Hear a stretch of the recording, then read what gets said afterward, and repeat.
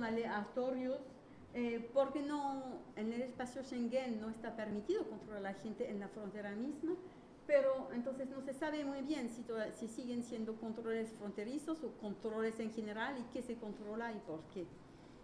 ¿Sigues? Entonces la dificultad, por eso surgió esa idea de calificar la frontera de móvil, es que no se sabe bien, no está desapareciendo la frontera, no está desapareciendo, se está difundiendo de lo que están empezando a ver. Hay gente que hace el elogio de las fronteras, varios libros que parecen, pero la problematización de ese fenómeno puede hacerse a través de dos preguntas que para mí son fundamentales para el estudio de fronteras. Si la frontera ya no está más en la línea, entonces, ¿esta línea sigue teniendo algún sentido o no? ¿Y qué pasa? Lo que pasa en la línea sigue teniendo algún sentido o no. Y las funciones fronterizas que se difunden a lo largo del territorio siguen siendo de fronterizas o no. O sea, si vas controlando a la gente en aeropuertos y en cualquier tipo de lugar que no está en fronteras, es difícil de saber si se sigue hablando de frontera o no. Entonces, para describir problemas, para trabajar estos problemas de lugares, de formas, de topología, tal vez hay que cambiar de palabra y en general la literatura habla de, la literatura especializada habla de frontera borrada, lo que en inglés son las fuzzy borders, blurred borders, pero esa idea de visión borrada es una idea que da para mí la impresión que el control, el peso político de la frontera ya no es tan fuerte y para mí permanece muy fuerte, por eso preferimos hablar de frontera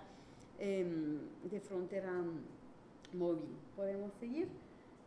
Una ilustración del caso, que es una ilustración europea, es bien interesante por todo lo que está alrededor de ese mapa que está previo a lo que llamamos en Europa la primavera árabe. Entonces muchos de los puntos al sur del Mediterráneo han cambiado de rostro y les voy a explicar por qué. Bueno, ese mapa es un mapa de los centros de retención de los migrantes ilegales en Europa, que es un problema muy grande que tenemos, problema grande no siendo los migrantes, tanto como que las condiciones de retención, que ahora pueden llegar hasta 18 meses autorizados por la Unión Europea, una directiva que se llama la Directiva de Retorno. Entonces, podemos dejar a la gente encerrada por 18 meses y después normalmente mandarles por su país, pero no se sabe muy bien finalmente qué se hace al final de esos 18 meses. Bueno, el mapa también es muy interesante de ver dónde se muestra. 2 años atrás hubo en el Festival de Avignon, que es el gran festival de teatro francés, una instalación de arte contemporáneo por un colectivo que reprodujo en una performance muy fuerte para los actores como para el público, los que atendieron. Presentaron una reproducción de campo de retención administrativa o su interpretación de un campo de retención en un lugar industrial desafectado. Bueno, mucho calor, mucha presión para los actores que estaban ahí actuando 12 horas al día sin parar, y para el público que pasaba a través con un sentido de aprehensión, de opresión muy fuerte. Y al salir estaba presente la ONG Migrorop, quien hace ese mapa, porque los artistas le habían preguntado estar aquí y distribuían estos mapas y la gente pensaba que era parte del show. O sea, a veces miraba el mapa, ¡ay, qué lindo!, pero pensaba que también era una obra de arte. Entonces la gente de la ONG estaban ahí para que gradualmente la gente baje a la tierra y vuelve a la realidad y practicar, que eso era lo que pasaba en Europa, y ahí estaba el shock aún más fuerte. Bueno, a todo eso lo interesante es que ves que ven varias cosas en el mapa. primero que los puntos, no sé si de lejos se ven, pero el mapa está en internet, muy fácil de colocar. Están las fronteras lineares con líneas blancas. Una parte de los puntos están en esas fronteras, localizados en aquellas fronteras, pero no muchos. Gran parte sí están en las fronteras marítimas, especialmente del sur. Gran parte de los puntos corresponden a la geografía de las grandes ciudades, donde están los aeropuertos y las puertas de entradas aeroportuarias. Y también se ve una graduación este-oeste que reproduce la preocupación de los europeos para tratar de controlar su límite externa hacia el este. Interesantemente, muchos puntos en Turquía, en Ucrania, en el sur, porque las fronteras son hoy en día, las fronteras europeas, pero no solamente, están manejadas en forma externada a actores privados y a otros estados. Actores privados que son en parte las líneas aéreas, quienes han firmado y están obligadas de firmar acuerdos con los mismos estados para recibir delegación de control de pasajeros, de papeles de identidad, y las compañías están financieramente responsables por retornar los pasajeros si no tienen los papeles en reglas. Entonces, privatización, externalización a países terceros por muchas razones, una de ellas siendo que estos países, especialmente los de África en el norte, no han firmado las convenciones de Ginebra sobre el derecho de asilo, entonces pueden hacer lo que quieren con los extranjeros, y los extranjeros no pueden llegar a pedir derechos de asilo si lo quisieran. Y bueno, ¿por qué lo hacen?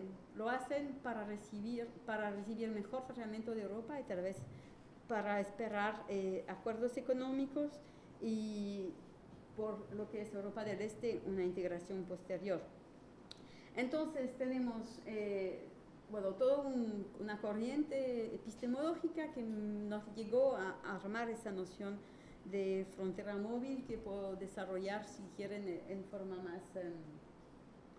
más fuerte. Entonces, la idea, pero no tengo, veo el tiempo corriendo, así que voy a cortar un poco aquí.